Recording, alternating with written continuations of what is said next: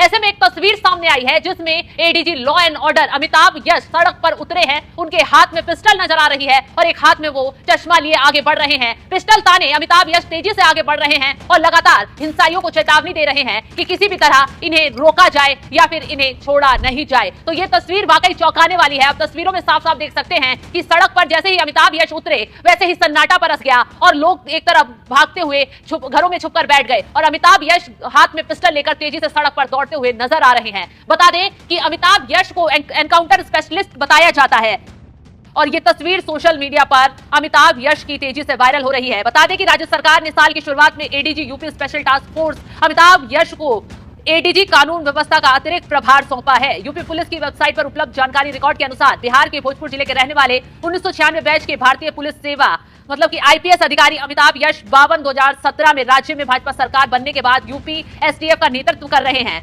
वे पहले UP STF के महानिरीक्षक थे और बाद में जनवरी 2021 में पदोन्नति के बाद उन्हें एडीजी बनाया गया। यश का रिकॉर्ड शानदार रहा है और उन्होंने वरिष्ठ पुलिस अधीक्षक एसटीएफ के रूप में जुलाई 2007 में खूंखार लुटेरे शिव कुमार पटेल ददुआ और अगस्त 2008 में अंबिका पटेल उर्फ ठोकिया सहित चंबल क्षेत्र में डकैतों के विभिन्न गिरोहों को उखाड़ फेंकने में महत्वपूर्ण भूमिका निभाई है। इसके अलावा भी एसटीएफ के एसएसपी, आईजी और एडीजी के रूप में कई कुख्यात अपराधियों और कई अपराधी गिरोहों के खात्मे में उनकी भूमिका महत्वपूर्ण रही है। उन्हें गहन मैनुअल और इलेक्ट्रॉनिक निगरानी नेटवर्क का मास्टरमाइंड कहा जाता है।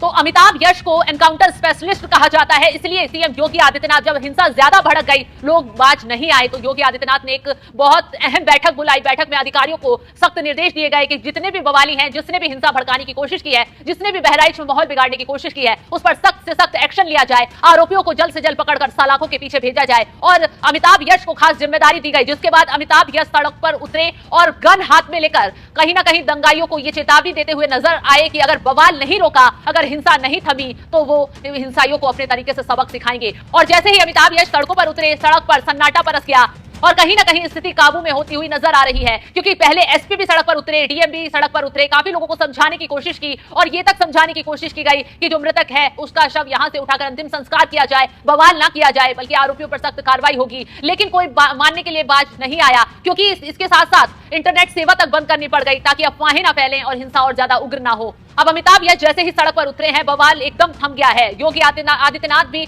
पल पल की अपडेट पर नजर बनाए हुए हैं और उन्होंने सख्त आदेश बवालियों को लेकर दे दिए हैं, दंगाइयों को लेकर दे दिए हैं। बता दें कि इस मामले की शुरुआत कब हुई थी? इस मामले की शुरुआत हुई थी दुर्गा मूर्ति विसर्जन के दौरान। जब एक समुदाय के यहां से विसर्जन के लिए मूर्ति गुजरी, तो उस दौरान कुछ लोगों ने डीजे को लेकर कहा सुनी हुई और देखते ही देखते बवाल इतना बढ़ गया कि लोगों ने पथराव शुरू कर दिया, छतों से पथराव किया गया, गोलीबारी होने लगी और जिसमें रामगोपाल नाम के एक युवक को गोली लगने से उसकी मौत हो गई। और जिसके बाद हिंसा इतनी उग्र हो गई कि कहीं शोरूम जला दिए गए, कहीं गाड़ियों में आग लगा दी गई, कहीं घरों में तोड़फोड़ की गई, कहीं लाठी डंडे बरसाए गए। फिलहाल इस मामले में 20 से ज्यादा लोगों को अब तक हिरासत में लिया जा चुका है और लगातार कार्रवाई आगे की जा रही है। तो लेकिन जिस तरीके से अब अमिताभ यश ने सड़कों पर उतरकर मोर्चा संभाला है, सोशल मीडिया पे ये तस्वीरें तेजी से वायरल हो गई हैं और कहा जा रहा है कि अगर जिस तरीके से योगी के सिंघम अब सड़क पर उतरे हैं, उससे वाकई अब हिंसा को भी काबू कर लिया जाएगा और दंगाइयों को चुन चुनकर सबक सिखाया जाएगा।